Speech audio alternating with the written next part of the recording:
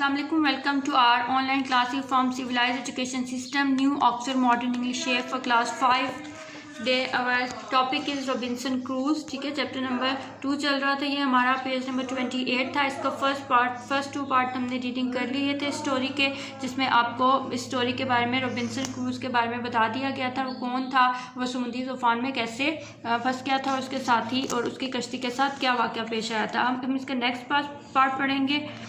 In the morning, I looked out across the sea and there was our ship. एक सुबह जब सुबह हुई, I looked across the sea. ये जो है ना, आपको बताया था ना, जब वो समुद्री तूफान के अंदर से वो रॉबिन्सन क्रूज कैसे निकल कर आया था समुद्र के साहिल पर, और उसको जाकर एक रात गुजारने के लिए एक दरख्त पर बैठ गया था ताकि वो वहाँ पे महफूज रहे जंगली जानवरों से।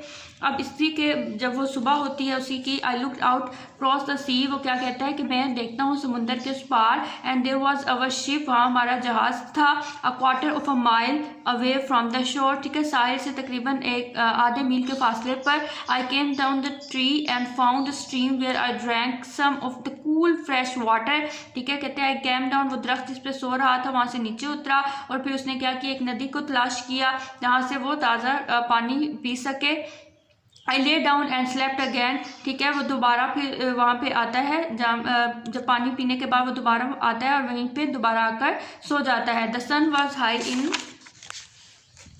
इन द स्काई, जब सूरज तुलू हो जाता है आसमान पर। व्हेन आई वोक अप, तो जब मैं जागा, I resolve to go out to the ship and to try and bring back some things which would be useful to me on the island. ठीक है, I resolve to go out, फिर वो कहता है मैं जाता हूँ अपने जहाज़ को ढूंढने के लिए, and try to bring back, और मैं कोशिश करता हूँ ब्रिंग बैक, कुछ चीज़ें लेकर आने के लिए, which would be useful to me on the island, जो कि मुझे उस जजीरे पर हेल्पफुल कर सकती हैं, यानी कि मेरे इस्तेमाल के लिए हो सकती हैं। I plunged into the sea and made for the ship. ठीक है, वो गोता लगाता है पानी समुद्र के अंदर ताकि वो अपने शिप को, जहाज को तलाश कर सके। At last after a hard swim I manage to reach it, फिर बहुत मेहनत के साथ जो है आखिरकार वो स्विमिंग करते हुए अब वहाँ तक पहुँच जाता है जहाँ उसका जहाज होता है। And discovered a rope hanging over the side, और वो उस रस्सी को ढूंढता है, तलाश कर लेता है, जिसके साथ वो कश्ती हैंग करती है। With great difficulty I pulled my self up the rope and reach the deck.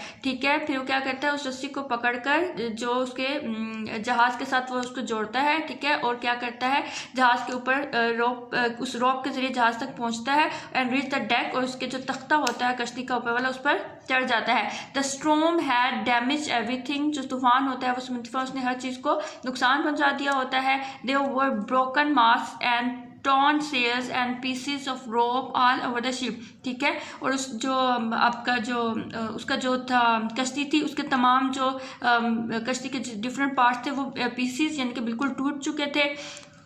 I went down into the केबन and found an x. ठीक है, वो कश्ती के केबन में जाता है नीचे और एक कुल्हाड़ी तलाश करता है। ऑन डेक अगैन, फिर वो दोबारा तख्ते पर जो उसका अर्श है उस पर आता है। I cut the mass and rope and made my self small raft.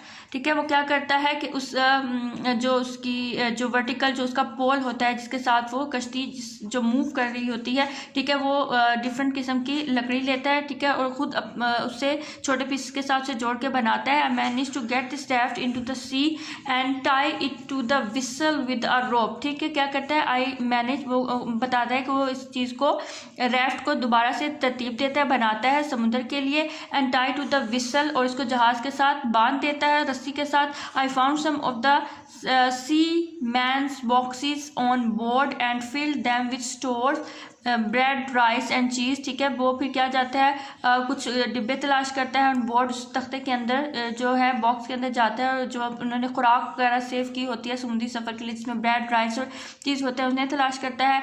All these I piled on to the raft and having found a broken oar. ठीक है, all these I wild on the raft, ठीक है, वो सारी चीज़ें raft में set करता है। And having found a broken, और फिर वो क्या करता है, एक टूटा हुआ चप्पू जो कश्ती चलाने के लिए इस्तेमाल होता है उसे तलाश करता है। I cast from the vessel and started to the shore, फिर वो क्या करता है, अपनी कश्ती को चलाना शुरू कर देता है उस टूटे हुए चप्पू के साथ। When I reach the sand, जब वो रेत के पास पहुंचता है, I carry the things up on the dry land, और उन चीज़ों को खुश्क सतह पर ले आता है। होप सो आपको बच्चों आज का लेक्चर समझ आ गया होगा। नेक्स्ट टाइम पे नेक्स्ट लेवल करेंगे। टिल देन अल्लाह हाफिज़।